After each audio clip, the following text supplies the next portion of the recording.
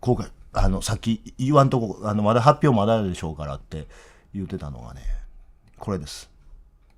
公益通報者保護制度における産後通報の探索行為に関する質問収書。消費者庁からの漫画、消費者庁というか内閣総理大臣ですからね。元彦の支持者言えるのは、政府は左翼。それおもろいな。高市早苗は芝期待。斉藤元彦が、この閣議決定済みの政府の法解釈にたがう発言をするときに、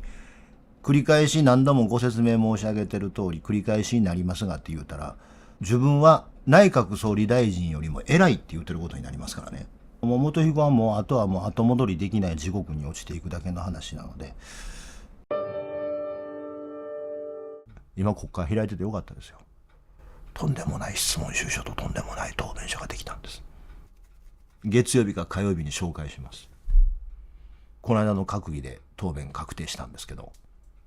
公益通報者保護法に関するね、とんでもない質問収書が出てね、でね、とんでもない内閣総理大臣の答弁が確定したんです。おもろいよ。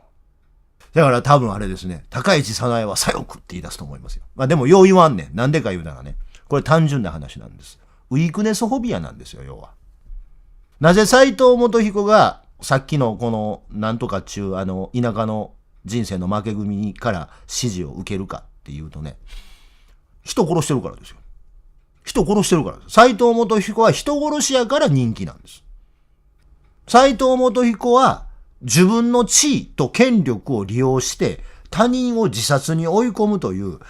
姫路の羽賀のおっさんみたいな人生の負け組が夢にもできないことをやりおせてるわけ。しかもそれは川俣軍司みたいに人を殺したわけではなくて、自分の権力を用いて自分のよりも地位の低い人間を自殺まで追い込むという、もう強者そのものの姿なわけですよ。で、その理屈を理解できると言わないと、世の中から自分が弱い側の人間だと思われてしまうかもわからないという恐怖心ですよ。いわゆるウィークネスフォビアってやつ。弱いものだと思われてしまうと、自分が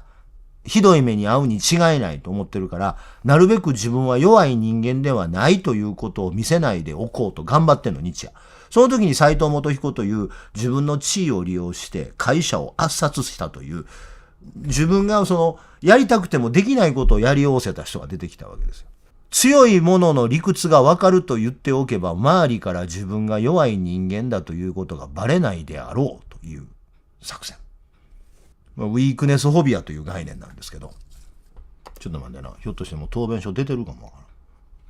らん。答弁本文出てる。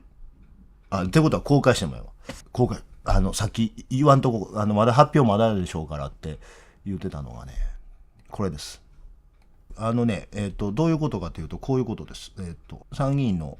質問収書のページなんですけど、よう仕事しとんな、ほんまに。どれぐらいの仕事になったか言うたら、維新が買うた使い物にならへんかった EV バスあるでしょ。あれ使い物にならへんって国会で確定したん、この人ですからね。ねえ、この人がね、おもろい質問収書出してくれてるんですよ。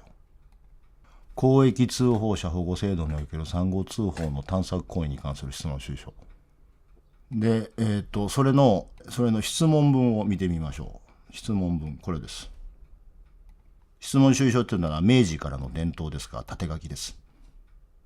質問第54号、公益通報者保護制度における産後通報者の探索行為に関する質問収書。右の質問収書を国会法第74条によって提出する令和8年6月15日石垣のり子参議院議員関口昭一殿ということで、これで質問収書を出ています。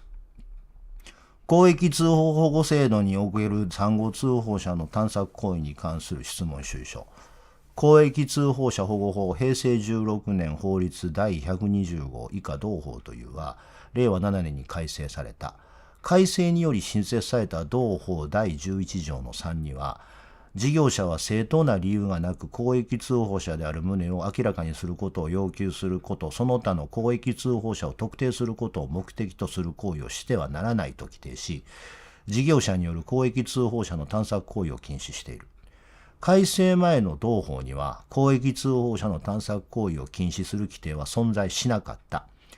しかし、公益通報者保護法第11条第1項及び第2項の規定に基づき事業者が取るべき措置に関してその適切かつ有効な実施を図るために必要な指針、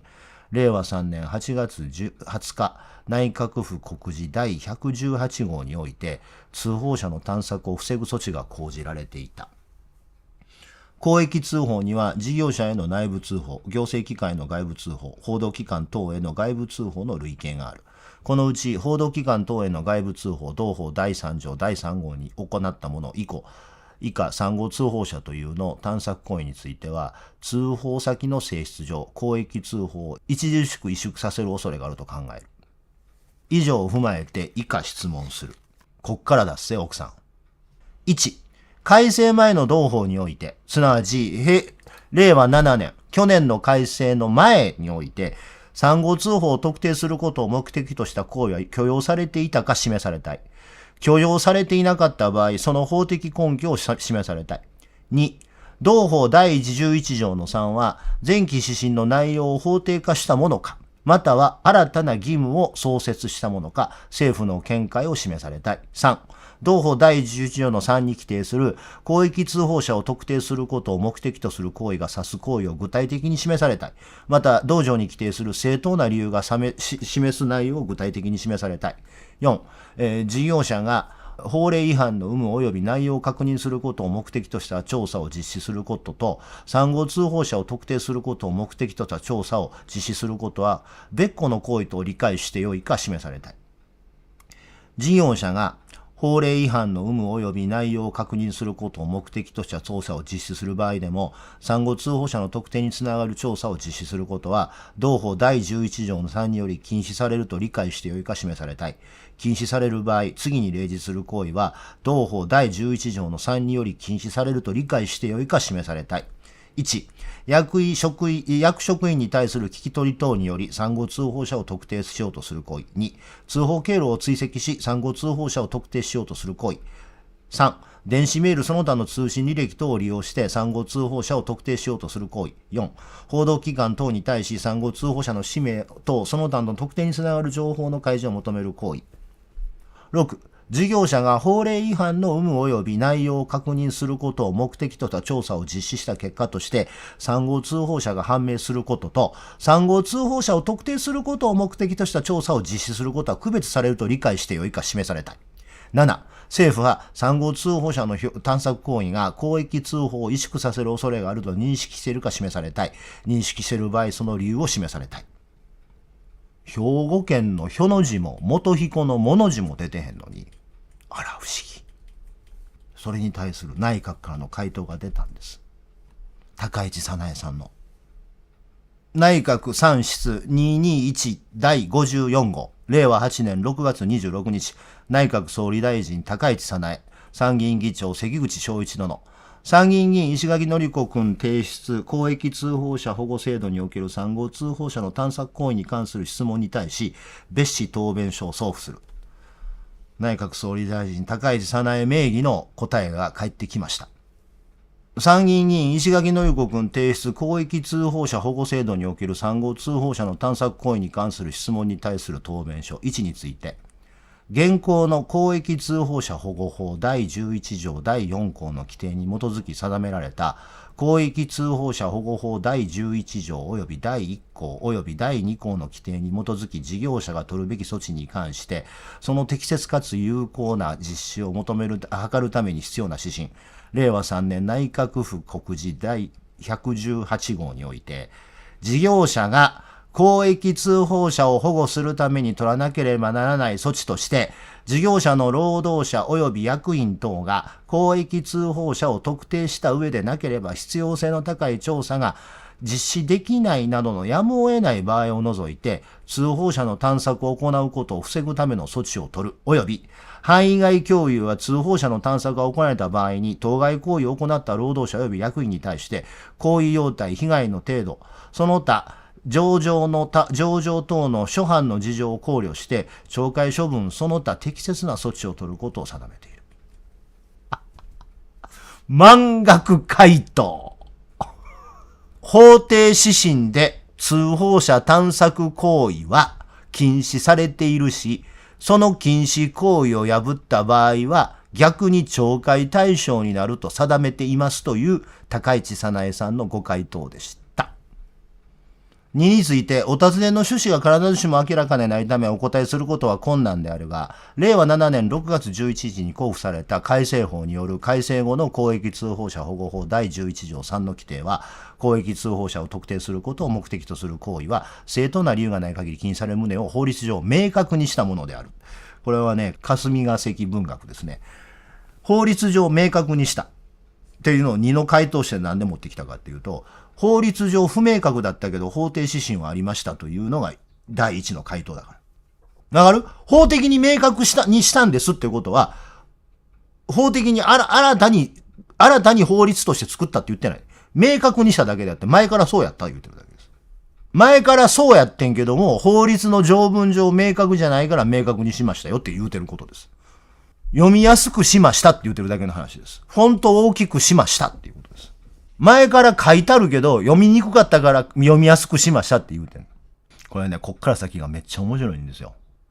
3について、前段のお尋ねについては、事業者の行為が新法第11条の3に規定する公益通報者を特定することを目的とする行為に該当するか否かについては、個別具体の事案に即して判断すべきものであり、一概にお答えすることは困難であるが、例えば消費者庁のホームページで公表している通り、公益通報をした可能性がある人に対して公益通報をしたか否かを問う行為や、公益通報者を特定するために、従業員の端末やサーバーの内容を確認する行為等がこれに当たり得る。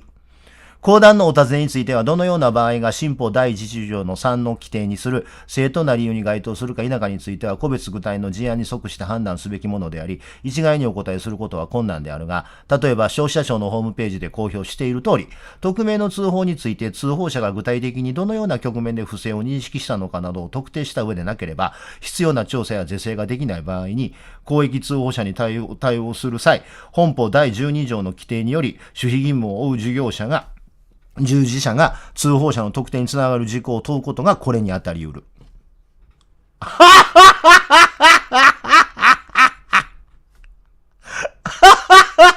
で、これね、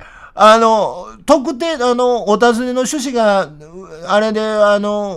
個別具体の案件に即して判断すべきではあるがという枕言葉を置いた後、全部、片山と斎藤がやったことは、前から NG ですって書いてあるんだよ。で、しかもそれに、消費者庁のホームページにあるように、要は書いてあるって言ってるんです。前からホームページにやったらあかんって書いてあんねんけどな、言うてる。書いてあるって。4について、お尋ねの別個の行為の意味することが明らかないためお答えすることは困難である。5について、ご指摘の事業者が法令違反の有無及び内容を確認することを目的とした調査を実施する場において、ここ重要ですよ。役職員に対する聞き取り等により、3号通報者を特定と使用する行為等の事業者の行為が、新法第11条の3に規定する公益通報者を特定することを目的とする行為に該当するか否か、また、同条に規定する正当な理由に該当するについては、個別具体の事案に即して判断するべきにより、一概にお答えすることは困難である。これね、どういうことかっていうと、質問の種類がね、新法だからですよ。これ消費者庁のね、内閣の親切心です。あなたの知りたいのは旧法で違法やったかどうかでしょ。だから新法の議論は今ちょっと休んどくね。めっちゃ分かった回答来てんの、高市早苗さん。ログについて、お尋ねの趣旨が必ずしも明らかではないが、消費者庁のホームページで公表している通り、例えば別の目的を掲げているのは表面上のみであり、実際には通報者を探索目的で調査していたのであれば、正当な理由のない通報者探索が該当していると考えられ、他方、真に通報者探索を目的としない調査を行っていたところ、意図せず結果的に通報者が判明してしまったというような場合には、一般論としては正当な理由のない通報者探索行為には該当しないものと考えられる。丁寧。7について、ご指摘の3号通報者の探索行為が公益通報を萎縮させる恐れの具体的に意味するところは必ずしも明らかではないが、消費者庁のホームページで公表している通り、労働者と役員退職者並びに特定受託業務従事者及び特定受託業務従事所であった者が通報対象事実を知ったとしても、自らが公益通報したことが他者に知られる懸念があれば、公益通報を行うことを躊躇することが想定されるものと考えている。あらということはどういうことかっていうと、消費者庁の想定する内容は皆さん勘違いしてますけど、片山さんのやり方が正解なんです。片山さんどう言ってた？こんなもん俺のとこに来てたらくしゃっとしてたって言ってたでしょ。それが公益通報者保護法が3号通報に求めている対応です。くしゃっとするのが正解なんです。でね、あと、この満額回答が出てきても、斉藤元彦支持者が言うことは残ってんのはあれは3号通報でなかったって言い方をするんですよ。違うんですよ。それね、今回の回答、そのロジックも防いでるんです。3号通報であるかどうかっていうことは、やってはいけないかどうかの分水嶺じゃないのよ。公益通報をした可能性がある人に対して、基本的に法定指針の内容は通報者を探索してはいけないで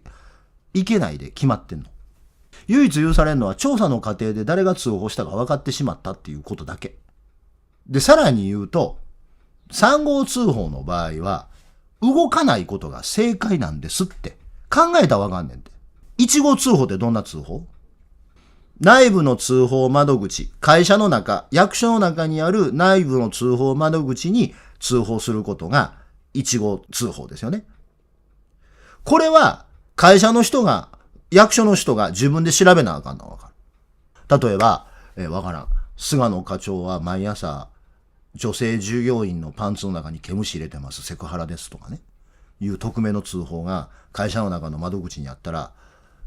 その毛虫入れたっていう情報を誰が通報してきたかって調べる前に、ほんまにそんなことしてるかどうかっていうことを調べなあかんでしょ。それは会社の人が調べるんですよ。てか会社の中の人以外は知らんわけですよ。通報窓口が会社やからね。で、2号通報は警察をはじめとする違反法令を取り締まる権限のある警察をはじめとする役所、外部の役所、公共機関に通報することを2号通報って言うんです。で、この場合、例えば警察が犯罪行為やと思ったら、令状を持って入ってきて初めて通報されたことに気づくわけですよ。ということでしょ？そこで初めて気づくわけ。令状を持って警察がやってきた時に、おーってことになるわけですよ。で、3号通報ですけど、3号通報は、報道機関等ですよ。調査権限が持ってない報道機関等に通報することを3号通報っていうわけ。で、その3号通報をやったかどうかを、その報道機関が、これは取材に値すると判断するまで、知りようすらないわけ。物理的に。週刊文春の記者から電話かかってきて初めて、うわ、そんな話外へ出てんねやって気づくのが3号通報です。というのが1、2、3の進め分けです。1号通報は気づける。2号通報は警察が令状を持ってきて踏み込んで初めて気づける。3号通報は文春の記者から電話がかかってきて初めて気づけるというのが1、2、3です。これが1、2、3の進み分け。この1、2、3の進み分けがある前提で、通報者探索行為なんてものを、あなたが法律を作るために、法律を作るときに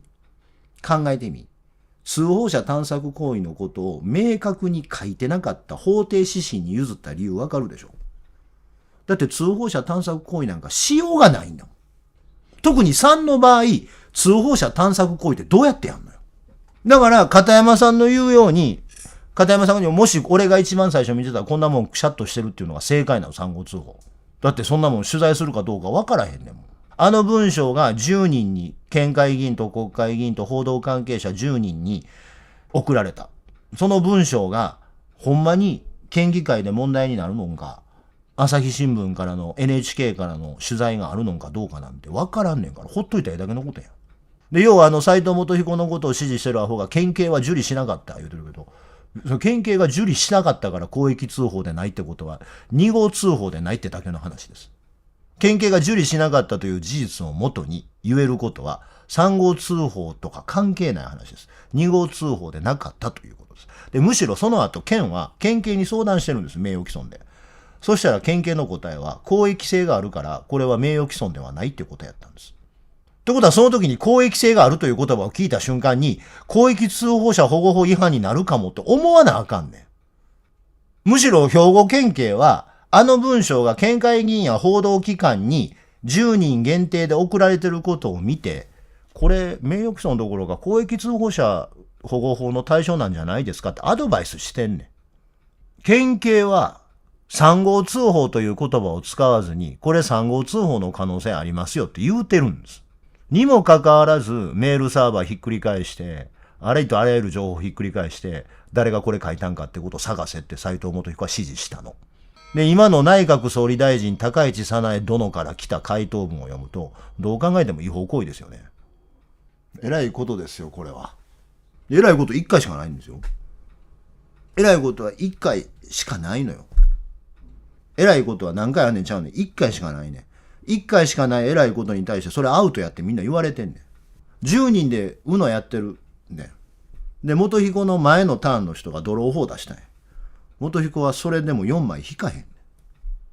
ん。なんで引かへんねんって言うたら、これはスキップやって言いはんねん。いや、これはドロー4じゃないと。これはスキップなんだって言い張ってんねん、元彦は。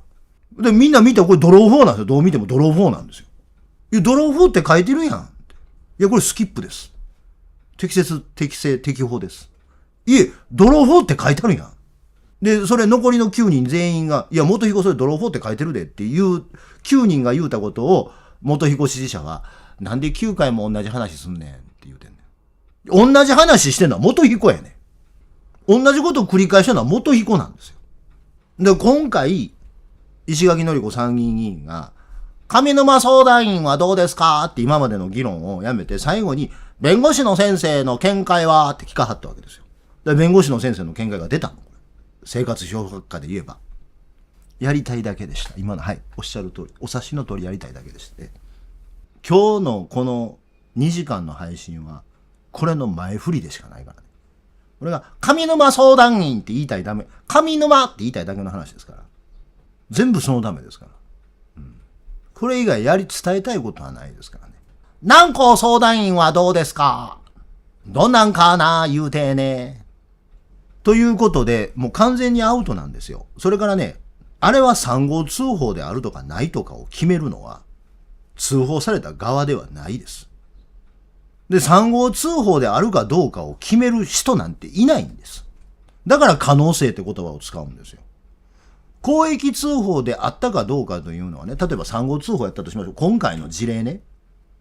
今回の事例。県民局長が出した文章ね。あれ、民間人が斉藤元彦に見せなんだとせや。例えばですよ。あの文章を斉藤元彦に見せたやつがおるんでしょ。斉藤元彦がそれを見て、あ、これはあかんと思って通報者探索行為をやってしまったわけやけど、あれを見せるという行為がなかったとせよ。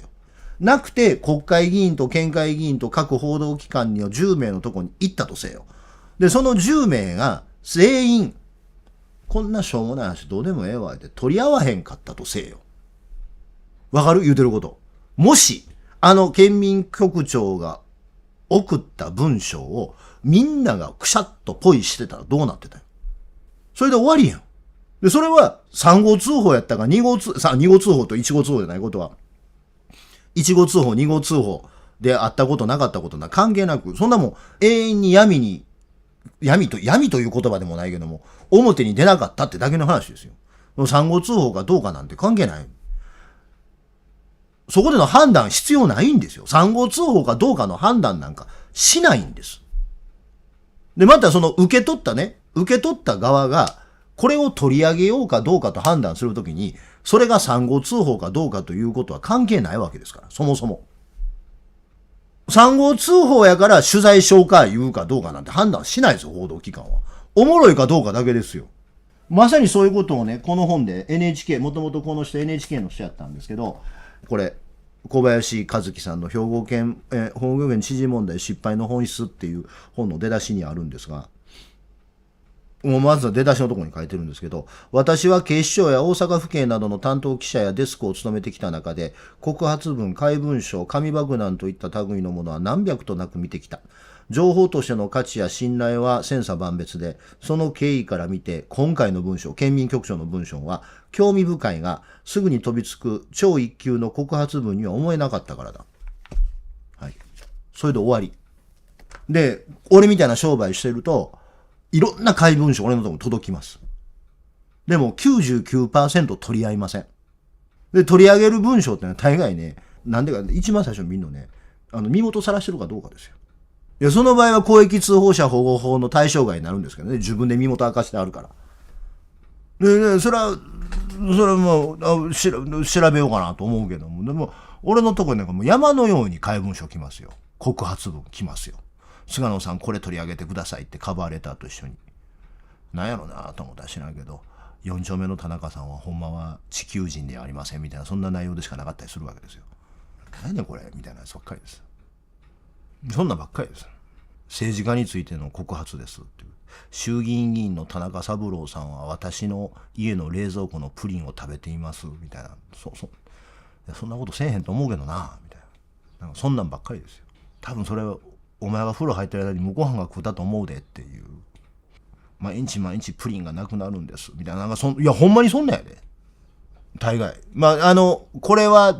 ガセやろうと思って、その代わり、ものすごい俺フィルター高いですから、SNS 費を落としていきたいんで高いですから、下田やっといたらよかったっていうのも何個かあったけどね、かつて。でもね、順番から考えたら3号通報ってほっとけるの分かる？てか、3号通報という概念が公益通報者保護法上はあるだけであって、3号通報であるかどうかなんていう規定をする立場の人なんていないのよ。はい、これ3号通報っていう人はいないの。そんな立場の人はいないし、そんな立場の人は必要でもないのよ。ほっといたらええねんで。ということで、満額消費者庁からの消費者庁というか内閣総理大臣ですからね。内閣総理大臣ですからね。閣議決定だっせ。もう、あと言えるのは、元彦の支持者言えるのは、政府は左翼。高市早苗は左翼。それおもろいな。高市早苗は芝期待。それええな。高市早苗は歩道橋。いや、それしか残ってないね。で、斉藤元彦が、この閣議決定済みの政府の法解釈に違う発言をするときに、繰り返し何度もご説明申し上げてる通り、繰り返しになりますがって言うたら、自分は内閣総理大臣よりも偉いって言ってることになりますからね。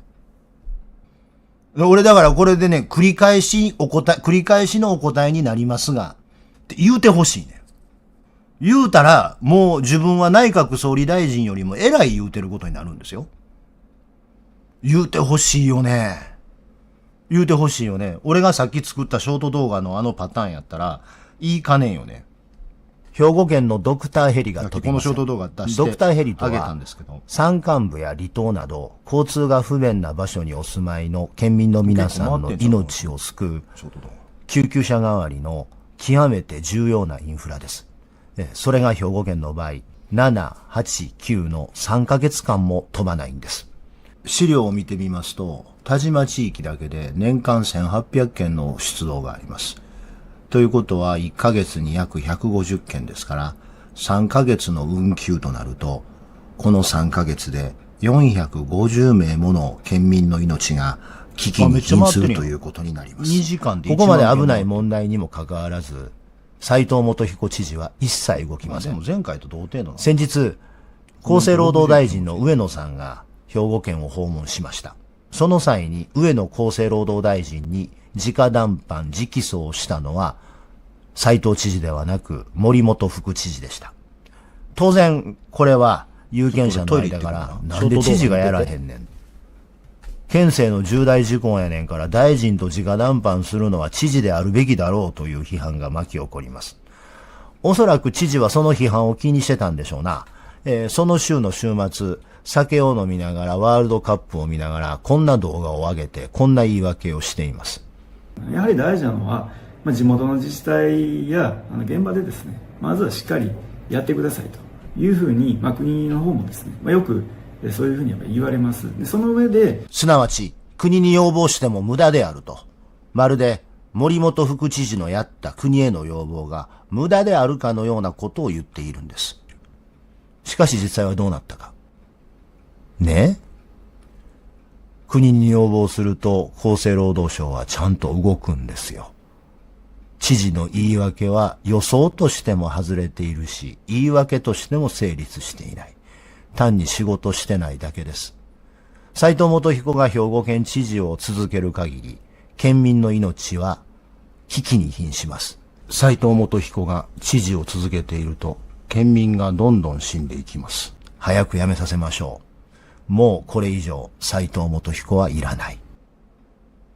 もうこのままいったら元彦、全部予想外してるでしょ。国に要望しても無駄や言うたけども、厚生労働大臣動いてくれたよ、早速ね。もうね、もう元彦はもうあとはもう後戻りできない地獄に落ちていくだけの話なので、今、森本副知事がそうしてるようであるように、知事がいない方が仕事になるということが、基本的に明確になりつつあるわけでね。元彦のお世話でみんな大変になるんですよ。で、7月ね、記者会見5回あるんですよ。きっちり5回やるよね。で、5回あって、やるでしょ。で、5回やって、やったらええと思う。8月何回あるかわからんけど、5回やったらええねん。記者会見5回やってん。やればやるほど9月の議会が面白くなる。5回あんねんで。アホなんはな、記者会見出えへんようになったらな、記者会見の裏でいろんなこといっぱいできる。なお、予告ですが、この後メール送りますけども、今月のサロンは千代さんです。ゲスト。もう先に言うときますけど、千代さんと石森弁護士です。千代さんと石森弁護士、両方揃っていただいて、やります。いや、チケット、うちの、チケットちゃうで、うちのサロンね。